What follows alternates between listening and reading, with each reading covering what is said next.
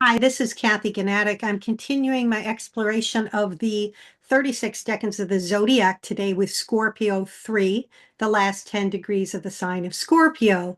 Scorpio is a water sign. It's got this fixed energy and it's ruled by Mars, the god of war. Something about all the Scorpio decans is going to have to do with deep, intense emotions, connection with the other. This last part of the sign has, in addition to Mars ruling the sign, we have the moon and Venus ruling the decan. And the moon can have to do with our imagination. It has to do with our body. Memories are stored in the body, the unconscious, if you understand the idea of the unconscious from, or the collective unconscious from Carl Jung, the famous analyst.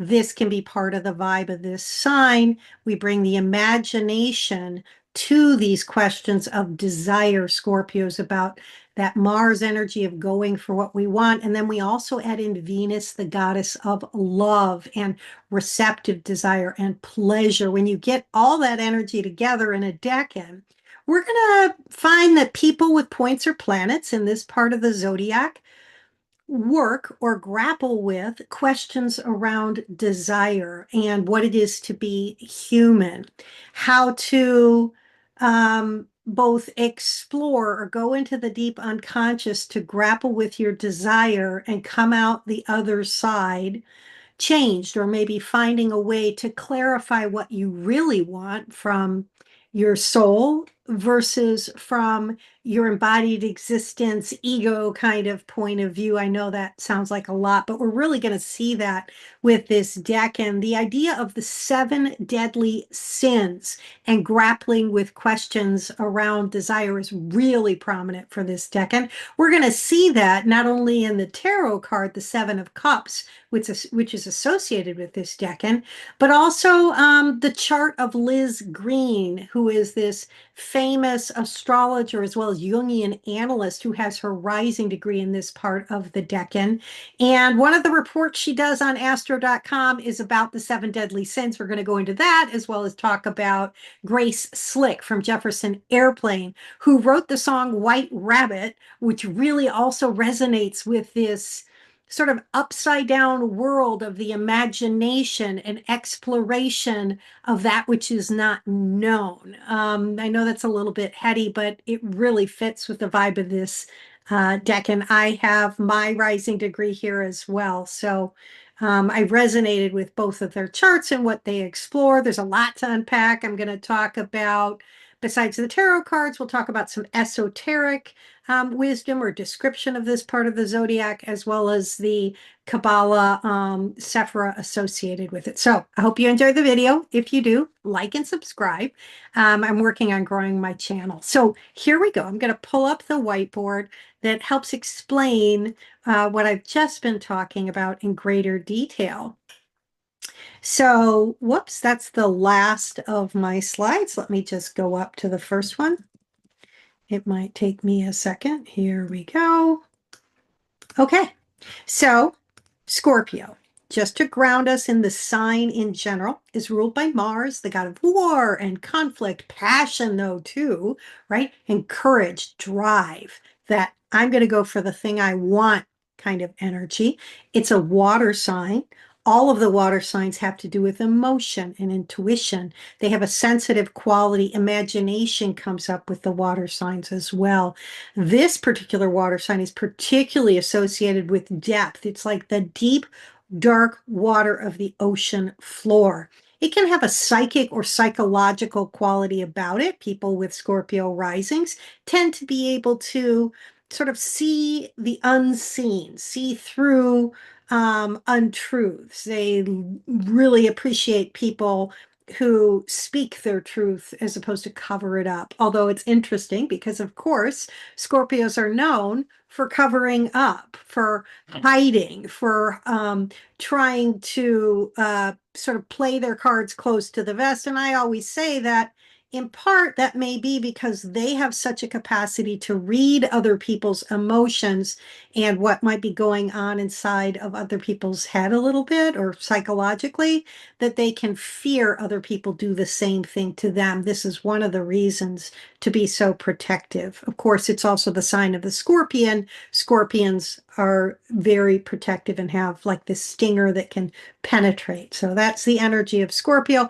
and it's a fixed sign. So there can be a little bit of a stubborn or a potential to get stuck in the energy of this psychological depth for Scorpio as well. We're going to see that with the shadow side of the tarot card that's associated with this part of the zodiac. So then let's look at the planetary rulers for this particular decan, this last 10 degrees from 20 to 2959 of Scorpio.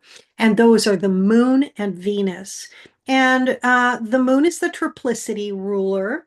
And the moon, of course, like water, has to do with emotions, the subconscious. If the sun is the light that lights our way during the day and everything is known to us, the moon is the light that lights our way at night. And if you think about nighttime, that light is a little bit shadowy and unknown and sometimes a little frightening. And so that can be a little bit of the energy of the subconscious, this place of the unknown that we can tap into at times, particularly during dream states. So that can be the moon energy. Of course, the moon also represents mother and body and instincts and memory. And then we have Venus, the goddess of love and beauty, receptive desire, pleasure, relationships, art, values, and justice as well, is also ruling this particular part of the zodiac. So if we put that energy together in our minds, or those archetypal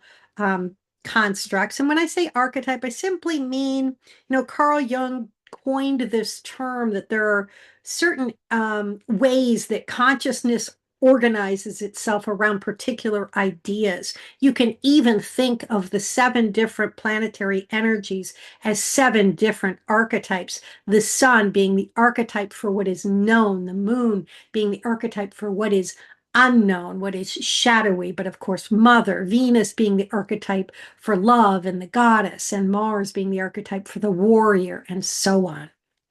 So, turning to the tarot card that's associated with this part of the zodiac, we have the 7 of Cups.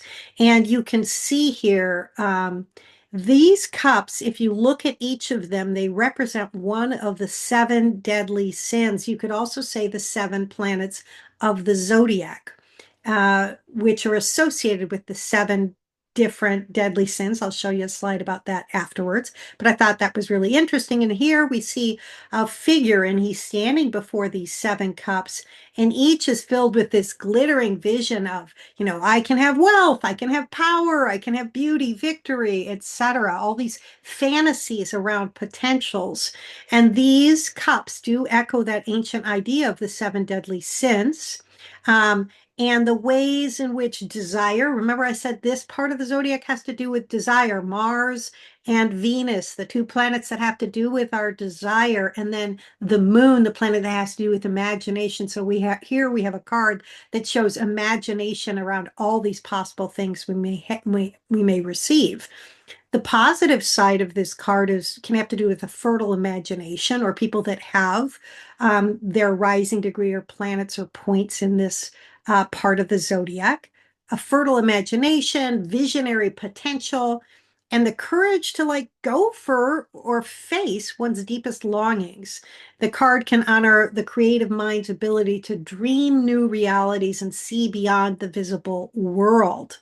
We're going to see this with Grace Slick. Her song, White Rabbit, speaks of that imaginal other type of world that we can access when we are not in the conscious mind, but when we actually plunge into the depths of the unknown. The shadowy side of this card, as well as this decan, is there can be a potential to be seduced by illusions and dreams or indulge in fantasy.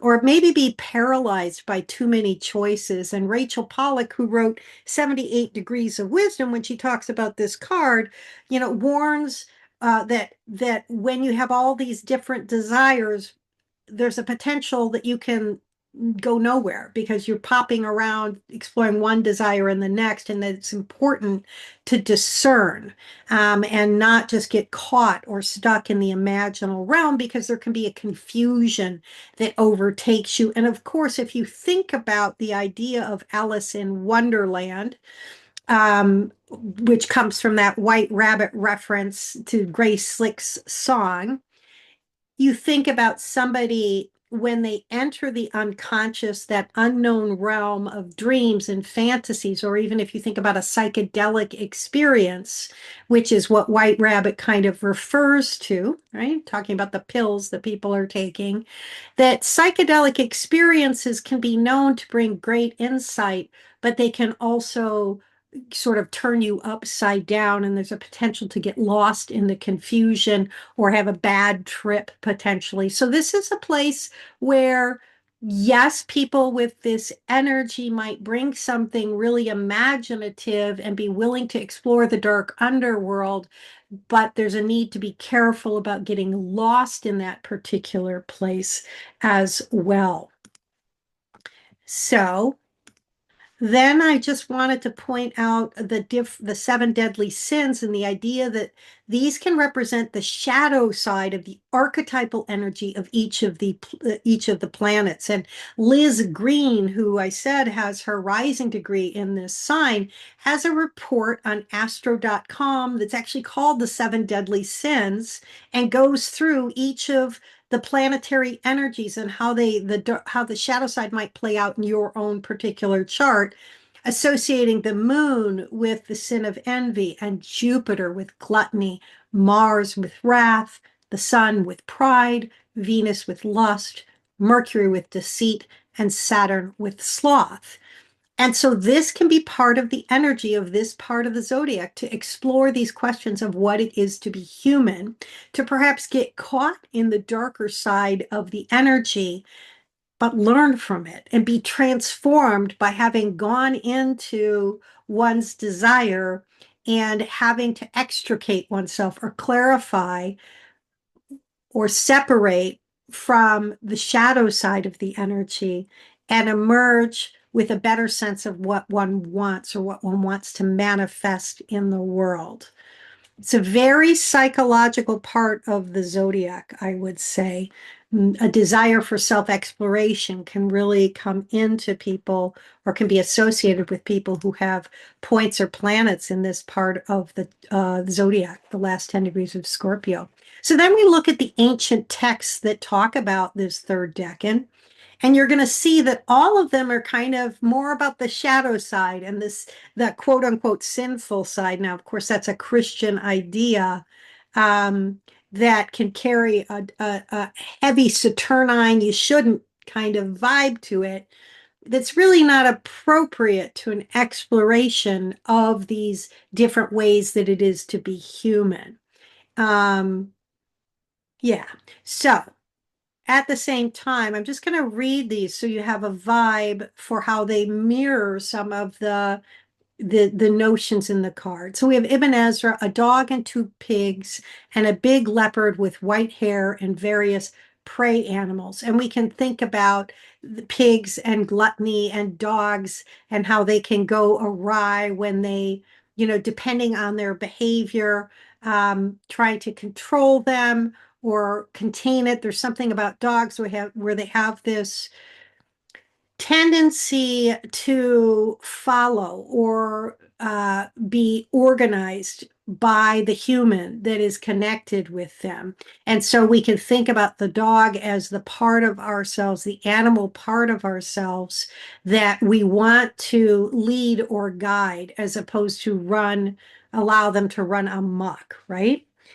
So we see the animal nature in this particular description, and the potential for the animal nature to take over a human being. And then we have the Picatrix with a horse and a rabbit with it.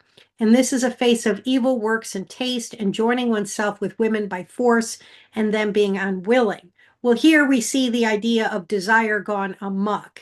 If one forces oneself upon somebody else, rapes them, that is again the shadows. And again, not that people with a Scorpio rising or planets here are going to be rapists, because we don't want to be too literal about anything, but the potential for desire to go too far, right? That can be the potential, or grappling with those desirous impulses and figuring out how to channel them, right?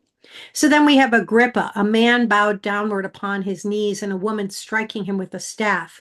And it is the signification of drunkenness, fornication, wrath, violence, and strife. Wow, that sounds dark. Again, this is only part of the energy, the potential energy, but and also the capacity to work with this towards something more mature and toward gaining understanding is always part of every part of the zodiac. Again, I have my rising degree here, so I know about this. So then let's talk about the Kabbalah. And we can always take the tarot card, the number of the card that's associated with the decan, and then look at the Kabbalah's tree of life to get a sense for where this card or where this energy is on that path of manifestation and learning that is part of the tree of life, this mystical diagram that represents the descent of divine inspiration into the material world. We see the lightning strike flash that is part of the Kabbalah. That's spirit descending into the earth and being manifested and creating something. Malkuth, the very last part of the tree of life, is that moment when we take that lightning flash and manifest it into the real world. This process illustrates how spiritual concepts take form and manifest in reality, connecting the divine to the earthly realms. And so here we are at the 7 on the tree of life, which is Netzach. And so we've moved from the 6 of Cups, which was Scorpio 2, to the 7 of Cups, which is Scorpio 3. And here at the 7, we have, again, it replicates this idea of desire and delusion, that we're working with the imagination, the moon, and desire, Mars and Venus. The movement from Tifereth beauty to Netzach victory marks a shift from balanced harmony, that 6, which is the heart of the tree of life, into the testing of emotion. So this is a moment of testing around this desire. How are you going to work with it on the real human plane? The moon represents our body, and again, how we manifest things in the material world, whereas the sun is that inspirational divine energy that comes upon us. So I'm going to start over just so we get the whole quote. The movement from Tifereth to Netzach marks a shift from balanced harmony into the testing of emotion, where love, that 6th sephir of the heart, takes on the forms of desire and imagination. Tifereth's clear radiance descends into the fertile waters of Netzach, where beauty seeks expression but risks distortion. That's the distortion of the imagination. In Scorpio 3, ruled by the moon and Venus, feeling and fantasy emerge. The moon deepens sensitivity, while Venus stirs attraction and delight. That's that man standing before those 7 cups. The 7 of Cups reflects this mingling, emotion overflowing into dream, perception blurring into longing. Here, the nourishing waters can also deceive. Desire without awareness multiplies into mirages of fulfillment.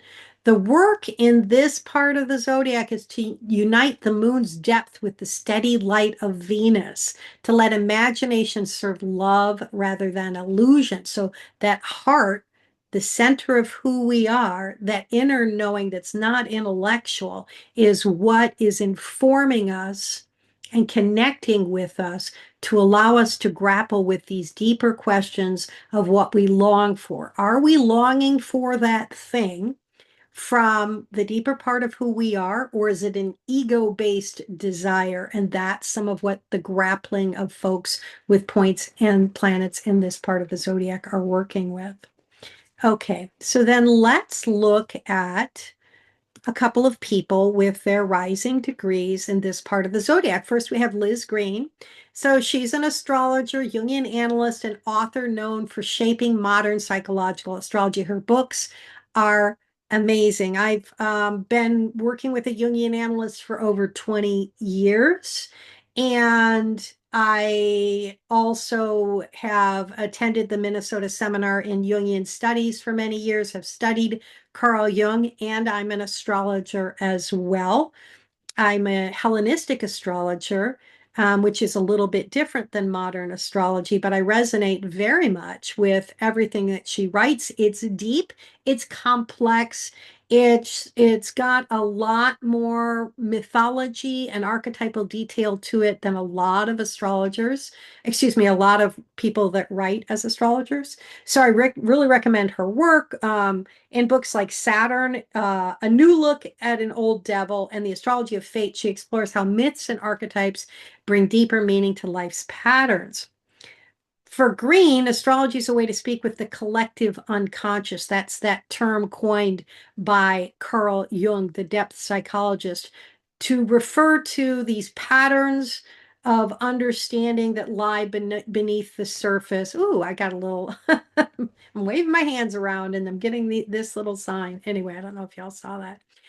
Anyway, so she works with the collective unconscious, which is this map of the inner world as much as the outer worlds. Each of the planets is an expression of a particular archetype, as I was talking about earlier, revealing how personal experience mirrors more universal stories. So the archetype of the mother in our chart is going to be represented by the moon. Where the mother falls or where the moon falls in our chart can represent our own personal mother, as well as the way we mother and like to receive nurturing. That's the idea of the archetype. Through this lens, Liz Greene helps readers and clients find meaning in their emotional and spiritual challenges. I got to say, this is how I work as well. My ascendant degree is in the same spot. I think it's really interesting, bringing in mythology and stories and archetypes as part of the exploration of astrology really fits with Scorpio 3. And as I mentioned earlier, we talked about the Seven of Cups card in the tarot relating to the seven deadly sins. And look, Liz Greene on Astro.com sells a seven deadly sins report that goes through all of the planets from the perspective of these archetypal notions of the shadow side of each of the planets. So I thought that was really fascinating. And with her rising degree there in Scorpio 3, Greene reflects the lessons of the seven cups, the realm of desire, imagination, and illusion. Her work often explores how creative vision can both inspire and mislead, urging awareness of which dreams bring truth and which distract. I got to emphasize, this is really the vibe of this part of the zodiac. There's a natural tendency to imagine things, get lost, recover from being lost by that illusion, get more connected to your inner knowing, and then have clarity. That's this decan of the zodiac. We can also see this with the next chart, Grace Slick. I'm not going to talk about her personally as much, but I thought it fascinating. She wrote White Rabbit and sang it with Jefferson Airplane. And it's kind of a song that refers both to the Alice in Wonderland story, where Alice descends basically into a fantastical world where up is down and down is up. And this is also the energy of that imagination of and the watery depths of the unknown, that dark, scary, but also confusing, let's say, part of the depth of that ocean floor. If you imagine swimming in the ocean floor and there not being much light there, and how that also the illusion and fantasy that comes with the watery depths. And so the Scorpio rising imagery really fits with the mood of her song White Rabbit. She wrote it. Similar to the Seven of Cups, there's this blending and blurring of perception, imagination, and desire, the realm of vision, fantasy, and temptation. Again, if you think about the song is not just about Alice in Wonderland, it uses it as an example, but it's also about the use of psychedelics and how they can, if you use psychedelics, there can be both the potential for confusion, but also clarity that comes forth with really digging in and connecting with some knowledge that's greater than your own particular knowledge, and having to separate the wheat from the chaff, psychologically understanding and processing what you came to know in that otherworldly way when you were on a trip of LSD or mushrooms or MDMA or any of the psychedelics. So like the Seven of Cups, White Rabbit lives in the space between inspiration and illusion. It invites listeners to both question reality and to sense how imagination can both liberate and overwhelm. And again, that's just the vibe of this particular part of the zodiac. It can be quite enlightening psychologically to explore the realm of the unconscious, and it can be difficult and dangerous and lead to a little bit of overwhelm. And lastly, I'd just like to say there's also a potential, of course, for people who have planets or points in this part of the zodiac to play some of that energy of desire and overdoing it out in the material world. It's not necessarily all internal. So if there's difficult points or planets, they're perhaps struggling with questions about going too far around one's desires and having to extract oneself from more difficult situations if one's acting out in one's desire in a way that's not really conscious. So I'd love to hear feedback. If any of y'all have planets or points here and it resonates with you, feel free to drop a comment. Yeah, we can chat a little bit more. So I'll see y'all soon for the first decan of Sagittarius. Have a great day.